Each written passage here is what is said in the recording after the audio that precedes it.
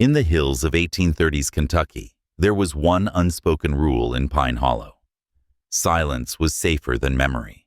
But silence has a price, and it came in the form of two 9-year-old girls, Rebecca and Rachel Morrison, identical in face, inseparable in presence, and unmistakably wrong.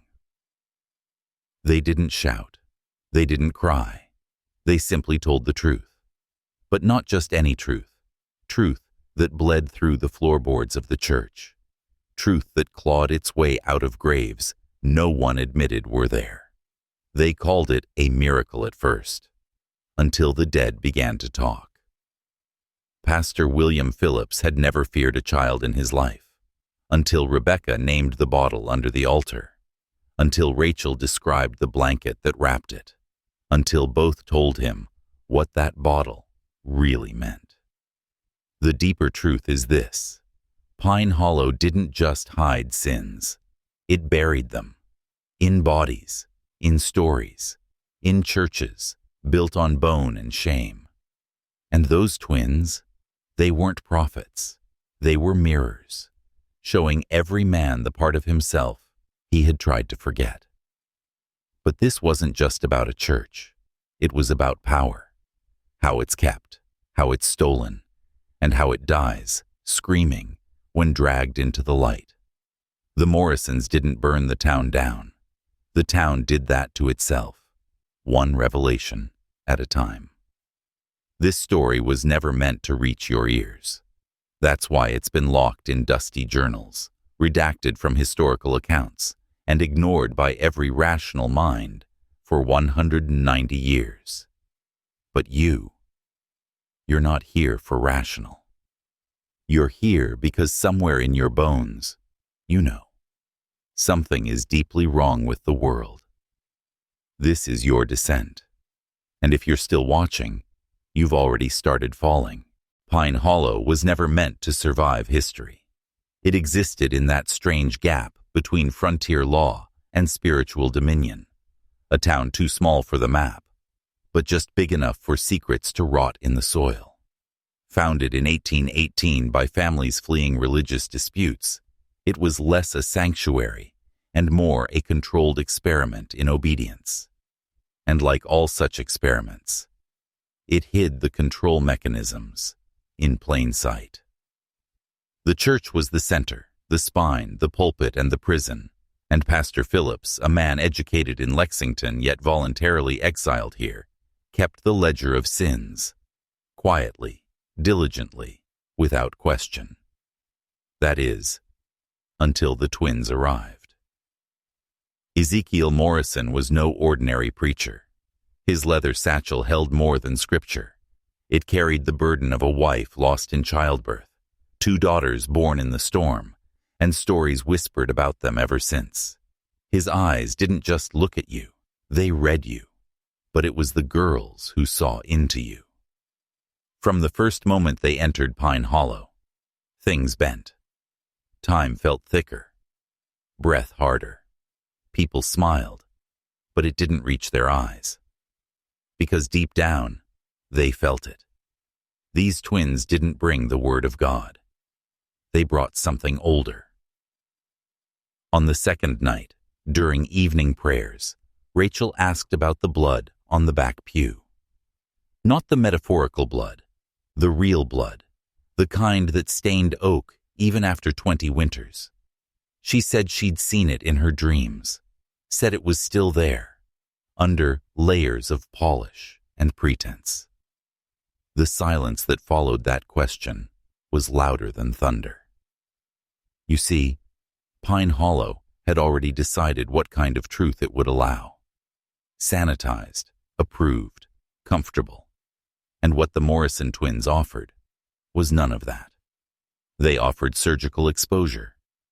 They began naming people by the weight of their hidden lives. Not condemning, not accusing, just naming. And that's what made it terrifying, because men will deny an accusation, but they crumble in the face of calm, certain recognition. These girls weren't just exposing lies. They were activating memory. Memory is dangerous. It reshapes identity. It unravels order. And in a town built on half-truths and sacred forgetting, memory is the one contagion that cannot be allowed to spread. This wasn't a haunting. It was a reckoning. By dawn on the third day, Pine Hollow was already unraveling. Not with violence, not with chaos, but with something worse. Revelation. Quiet, unstoppable, and irreversible. When the girls stepped into the church that morning, they didn't smile. They didn't speak. They simply moved, together, like instinct guided by something ancient. And when Rebecca touched the altar, Pastor Phillips felt the heat behind his eyes, the kind that precedes either a vision or a breakdown. Then came the first fracture. Samuel Turner, the town's most respected farmer, had spent years sculpting his image as Pine Hollow's benefactor. He spoke kindly, tithed publicly, and counseled men in moments of doubt. But when Rebecca stood before him and whispered, "The coins you stole still smell like fire," the facade shattered. He dropped to his knees, not out of guilt, out of recognition. The Morrison girls didn't accuse, they confirmed. One by one, the congregation followed. Not all fell. Some resisted, others fled. But none left untouched. Rachel spoke softly to Martha Whitfield, the aging widow who had lived for decades as a symbol of piety. "He's still alive," Rachel said, "and the letters are still under your floorboard." The old woman trembled. Her husband, long thought dead, had not died. He had run. The letters real. The shame permanent. And worst of all, the girls had never been in her home. That was the pattern. Knowledge without access. Truth without explanation. It wasn't psychic. It wasn't supernatural. It was something deeper. These weren't visions. They were piercings. As if the twins could move through time, not seeing it, but remembering it. Your sins, your lies, your buried dead, all laid bare, not by judgment, but by clarity. Ezekiel said nothing. He never interfered. He simply watched with the eyes of a man who had seen this before.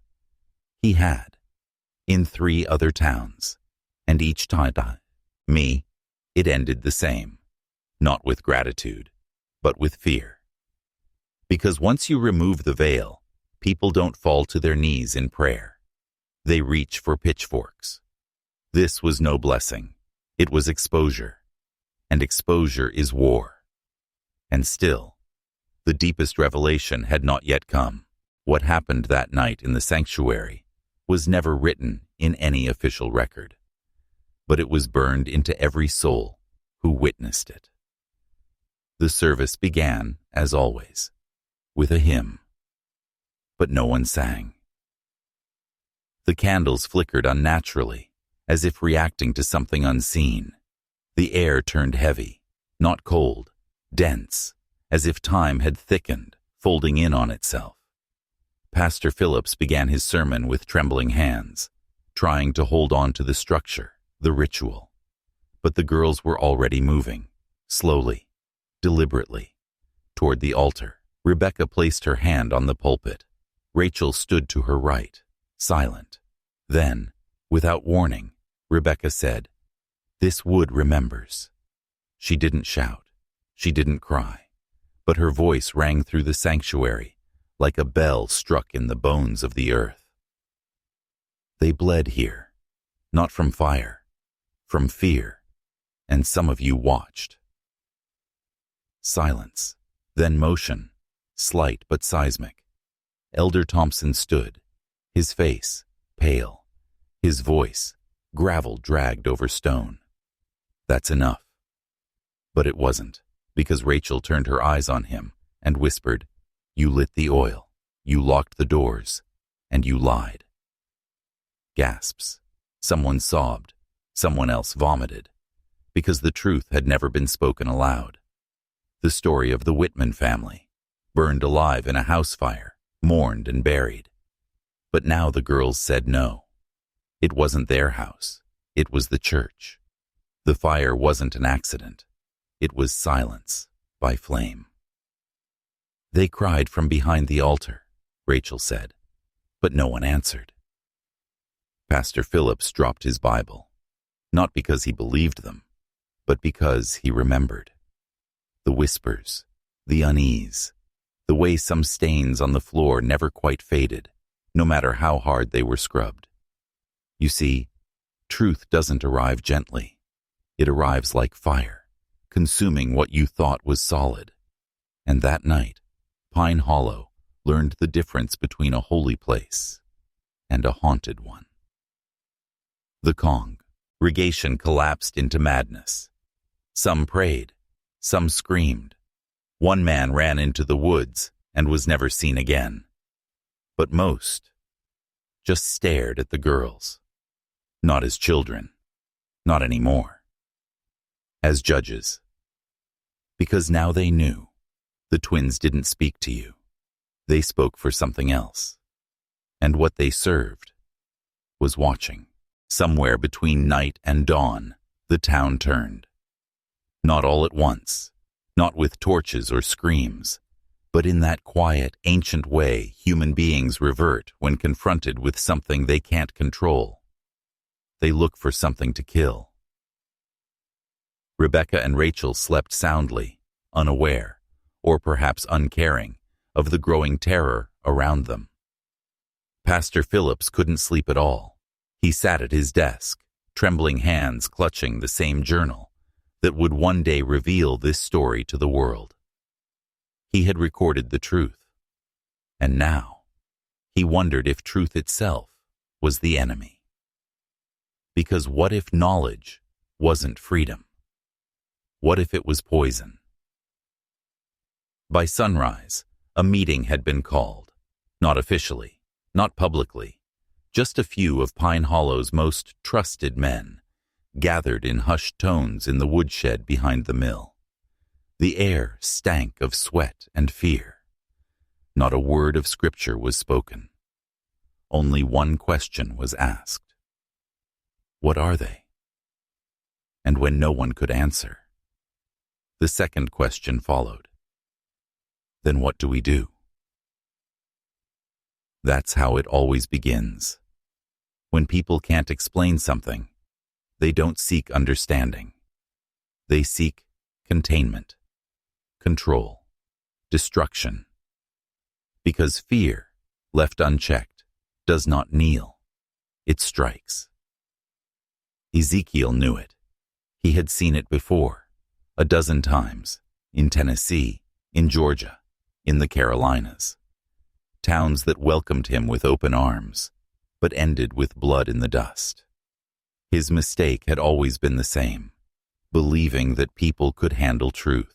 Now, as he sat by the fire, listening to his daughters hum a song no one had taught them, he understood. Pine Hollow was going to end the same way. But not before the final door opened. Rachel had spoken little the past day, letting her sister lead. But that night, as the wind howled like voices in mourning, she spoke one sentence to her father that changed everything. They're coming, Papa. The men who hide behind God, the ones who fight or get what they did. Ezekiel's breath caught in his chest, because she wasn't talking about the townspeople. She was talking about them, the ones who move through the shadows of institutions, the ones who create towns like Pine Hollow to test obedience, the ones who don't fear God because they believe they are Him. You thought this was about ghosts? No. This is about control. Who holds it? Who resists it? And what happens when truth leaks into the cracks of the machine? The machine has no name, no face, no flag. It's not a government, not a religion, not a bloodline. It's older than those things. It uses them, like gloves, like masks. What happened in Pine Hollow wasn't an anomaly. It was a response. The twins didn't awaken anything that wasn't already there. They merely revealed it, peeled back the flesh of a town that had long since rotted underneath. And the machine? It noticed. Because nothing angers the architects more than uncontrolled variables, and Rebecca and Rachel were exactly that. The night before they vanished, Rachel walked through the church alone. Her steps didn't echo.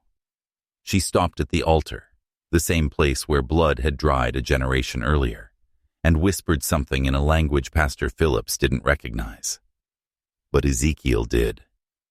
It was Gaelic, old, forgotten, spoken only in fragments passed through Sarah's bloodline.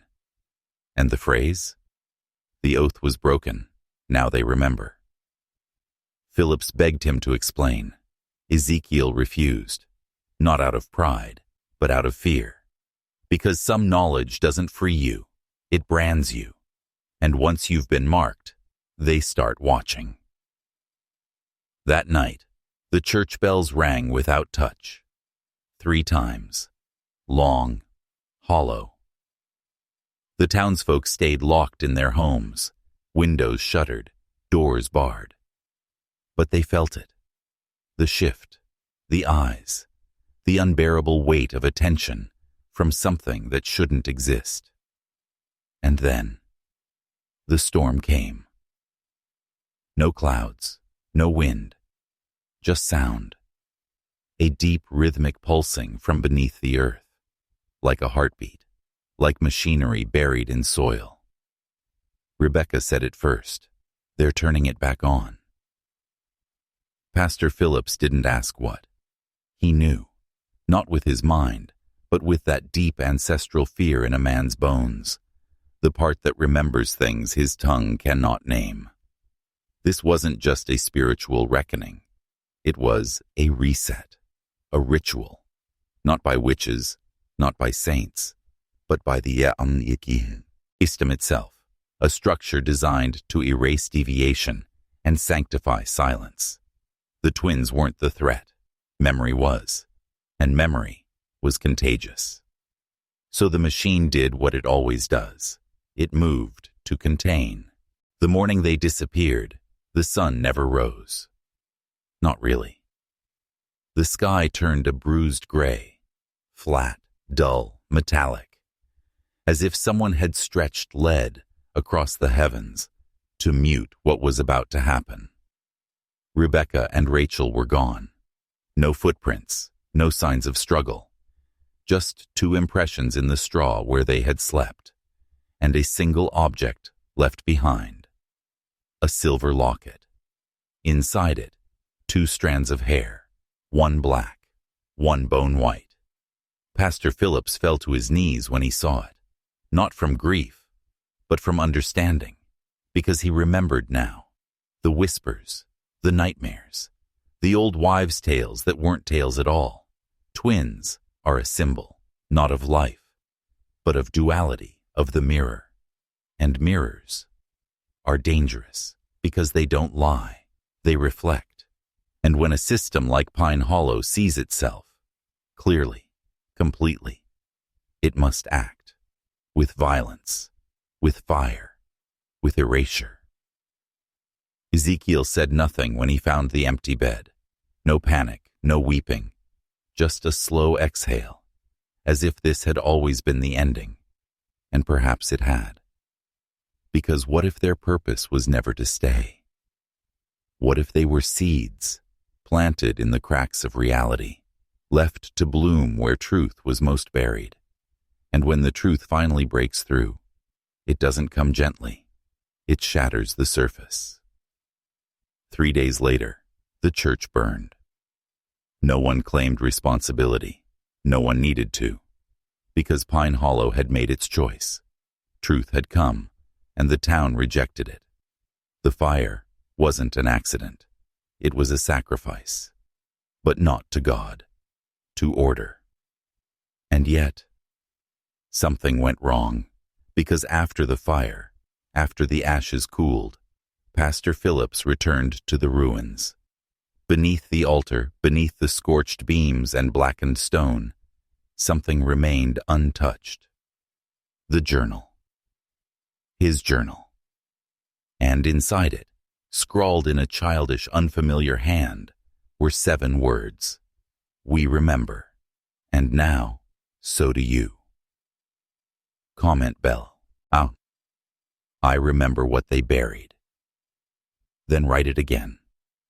To seal the memory. To make sure they know. You're no longer asleep. The fire was supposed to erase everything.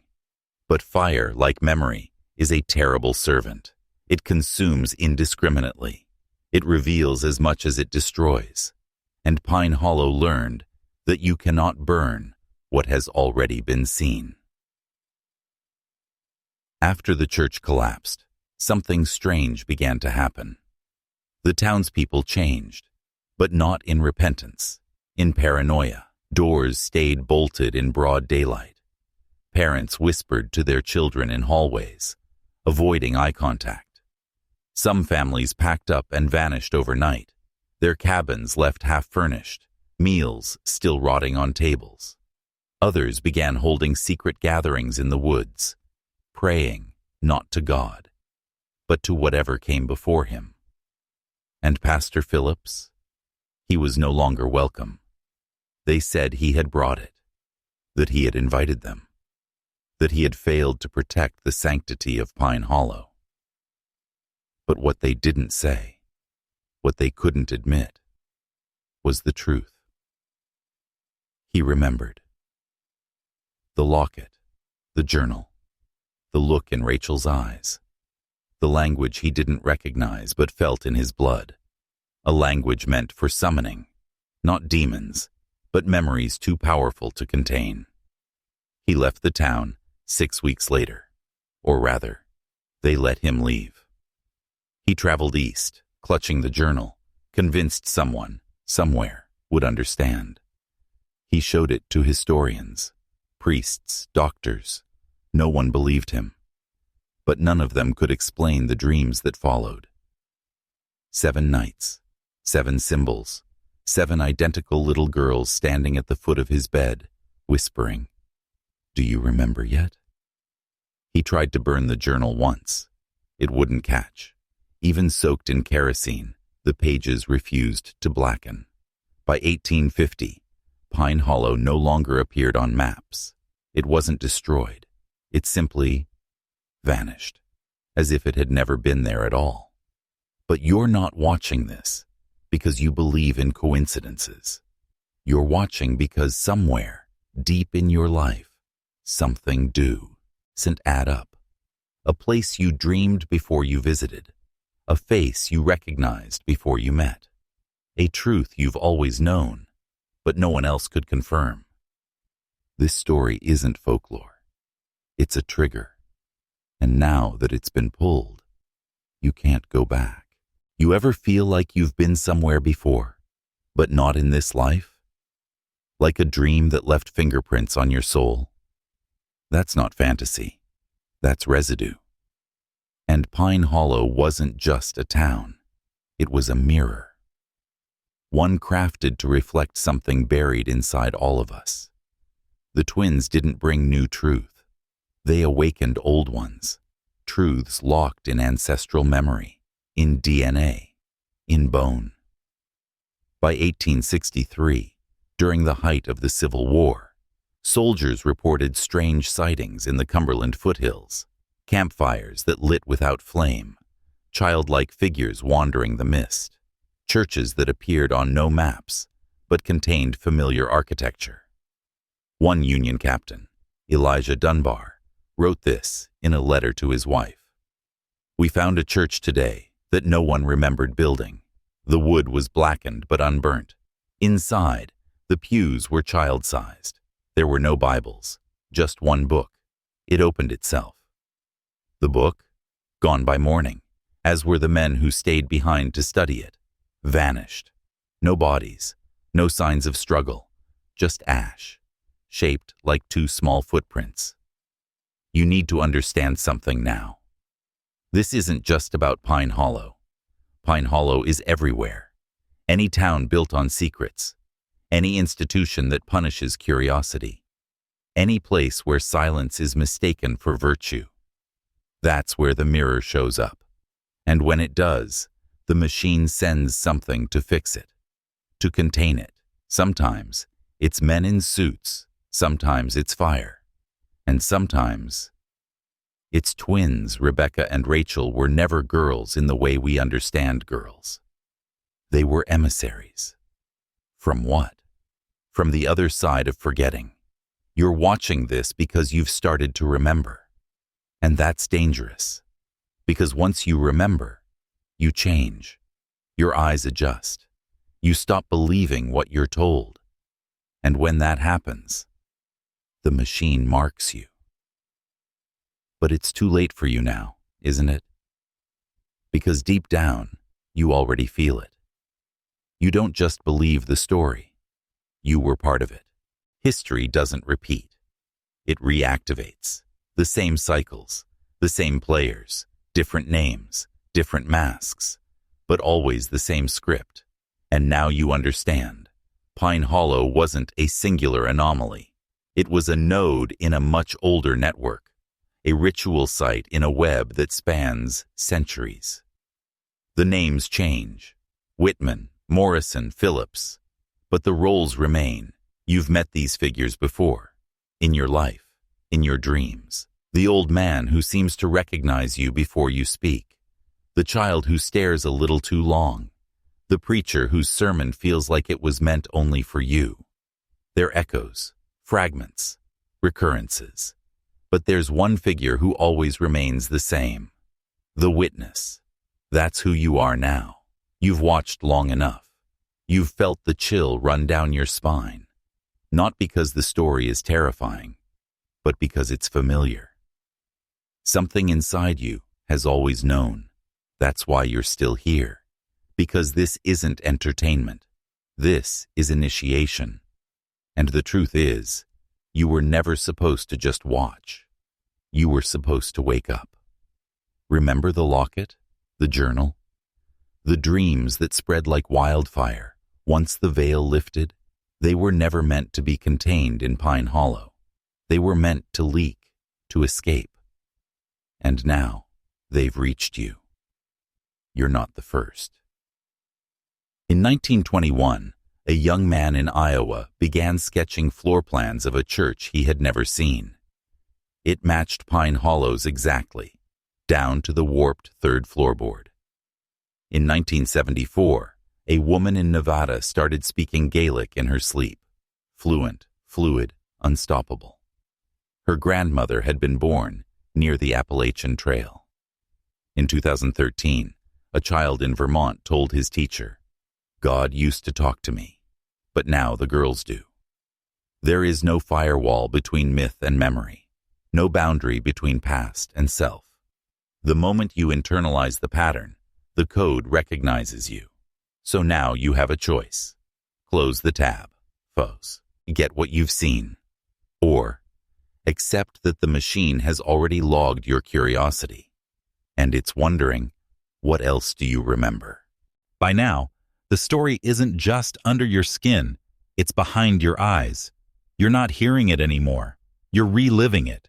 That's by design. Because stories like Pine Hollow aren't just told, they're activated. You've been walking around with pieces of this in your bloodstream. Untranslated instincts, nightmares you can't explain, déjà vu that haunts more than it teases. And the twins. They're not gone. They're just dormant. That's how this works. The machine doesn't destroy anomalies. It resets them, repurposes them, breaks them into symbols. Rebecca became the mirror. Rachel became the silence. And both became part of you. Ever notice how certain truths hit you like a punch? Not because they're new, but because they reveal that you've always known. That's what just happened. You've been lied to your whole life, and not with words, but with structure. The schools, the sermons, the screens. Not to mislead you, but to contain you. To keep you from wandering too close to the places where reality thins and history begins to leak. Like Pine Hollow. Like the altar where names were burned into the floorboards and then scrubbed from the record. like the stories that don't make it into the textbooks, but somehow show up in your dreams. Dot. Do you know what the real conspiracy is? It's not what they hide. It's what they convince you never existed. Dot. You were raised to believe in silence, to treat curiosity as rebellion, to mock the very instincts that once kept your ancestors alive in the woods, in the wars, in the cold. Dot. But the instincts are still there. Dot. You feel them now. That's why your heart beats faster.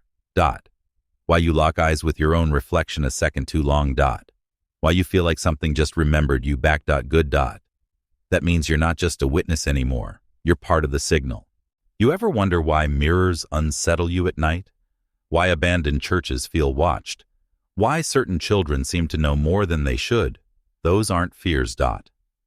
Those are memories trying to return. Dot. Because memory isn't a personal archive. It's a network. And some people, like you, are born with access keys they were never meant to find. Dot. The Morrison twins weren't just strange.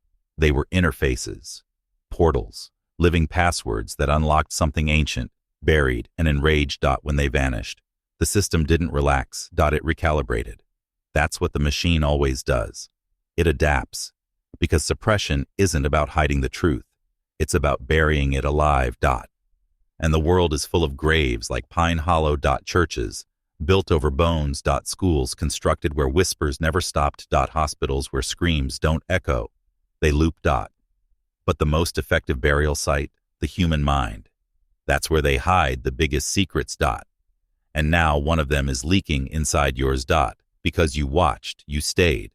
You chose to see. Dot. And with that choice comes consequence. Dot. Your perception has changed. Permanently. You'll start noticing the code in things. Why buildings hum at 3:33 a.m. Why twins are always separated at birth in state-run programs. Dot. Why certain families in your town always hold power, no matter who gets elected. It's not superstition. It's not paranoia. It's design. Dot. And now that you know, you become a variable. Dot. The machine doesn't like variables. Dot. So it will test you. Dot. In your dreams, in your memories, through symbols. Dot. You may already feel them. Spiral patterns, reversed speech, phrases you hear once and can't forget. They're not accidents. They're call signs. Dot. Not for what's coming. Dot. For what's waking up inside you. You're still here? Question mark. Good. Dot. Because this is where the price of truth becomes irreversible. Dot. C, most men spend their lives constructing comfort cages, safe narratives, tidy histories, normal explanations. But you just set fire to yours, voluntarily. Dot. And now you walk outside the walls, where memory isn't filtered, and history isn't edited. Dot. Where the forgotten wait. Dot. They wait in old homes no one remembers building, in fields that stay dead, no matter how much they're seeded, in the names scratched into stone at odd angles. Dot. And they're watching you, now. Dot. Why? Question mark. Because you've become a threat. Dot. The machine isn't afraid of weapons, or protests, or ideas. Dot. It fears pattern recognition. Dot. That moment, when enough of us connect the dots, when separate mysteries collapse into one truth. That's why Pine Hollow was erased. Dot. Not because it was haunted. Dot. Because it was a proof of concept. Dot. 2 children, no formal education, no technology, just dreams. Dreams that pierced the veil and collapsed the lies. They spoke truth into a system built on silence. Dot. And the system retaliated the only way it knows how: obliteration, discreditation, historical amputation. Dot. But fragments survived. Dot. The journal. Dot. The locket. Dot. The map. You shouldn't have found. Dot. The memory you couldn't explain. That's the glitch. That's how it begins again. Dot. And now you carry it. That pattern, that defiance, that infection of clarity. Dot. Soon, you'll start attracting others like you, not with words, with energy, with resonance. You'll know them by their eyes, how they scan a room before they speak, how they pause when children sing. Dot. Because once the code has been seen, it recognizes itself in others. Dot. You are no longer a passive observer. Dot. You are an anchor. Dot. For what's coming next. There is no going back now. Dot. That tightening in your chest? That's not fear. That's the residue of memory reactivating. You've walked through 13 gates of forbidden knowledge, each one peeling away a layer of the lie. Now, in the penultimate chamber of this descent, you face the hardest truth of all. You are not who you thought you were. Your memories are curated. Your instincts, inherited. Your dreams, not fiction. They are archives. Coded messages passed from another version of you. The one they tried to delete, the Morrison twins, weren't a miracle. They were a breach. Their very existence was a violation of the control system's central law. All things must forget. And they didn't. Neither did you. That's why this story found you. Because you've seen the signs, repeating numbers. Unexplained childhood fears. A fascination with abandoned places. The word twin following you like a ghost. It wasn't coincidence. It was extraction. You are being pulled toward what they buried, what was bound, what was encoded into families, towns, churches, and bloodlines. And now we name it, the mechanism of erasure. Not just a metaphor, a real protocol, ancient, passed through empire to empire, church to government, school to screen. Its purpose, to sterilize history. To quarantine memory. To extract those like you. The Morrison twins were anomalies, but they were also prototypes. The system learned from them, and it adapted. Now, it doesn't burn churches. It re-educates children. It medicates intuition. It turns memory into trauma, so you'll never explore it. But trauma is just unprocessed truth. And you're processing now. Every detail you've absorbed is rewiring you. You're changing. Not becoming something new. Becoming what you were always meant to be. Before the edits. And in section 15, the final gate opens. But I won't lead you through it. You'll walk yourself. Because after that, there's no more script. Only initiation. This is it. The final veil. You felt it building. Through the names, the dreams, the locket, the journal. A pressure, like something ancient watching from behind your own reflection. You weren't just listening to a story. You were being read by it. Because this wasn't content. It was a key. And now the door is open. Let me tell you what the system fears most. Not rebellion. Recognition. When the lie is seen as a structure, not just an error, but a design, you stop playing by its rules. You see through the illusions, that history is linear. That knowledge is safe. That childhood is innocent. That dreams are disposable. You see what Pine Hollow really was, a ritual site. Not for worship, but for awakening. That's why it burned. Not to destroy evil, but to keep the rest of the world from catching the spark. But here's the secret. The fire failed. It jumped. It spread. Into journals. Into bloodlines. Into you. Every viewer who stayed this long is now infected with something sacred. Unfiltered memory. That's why you can't unsee this. Why you'll hear Rachel's voice when the wind shifts at night. Why mirrors will no longer reflect what they used to. Why you'll start noticing people, watching. You have two choices now. Go back to your old life. Force the forgetfulness. Numb the instinct. Surrender. Or mark this moment. Seal it. Engrave it into your identity like the locket engraved itself into Pine Hollow's myth. Right now, in the comments, write it. I remember what they buried. Then write it again. Slowly. Not for the algorithm. For yourself. Because this is not the end of a story. It's the beginning of your initiation. And the next time you hear a child whisper your name in a dream, don't run. Ask them what they remember. Because the twins never left. They just changed where they appear. And now they appear in you.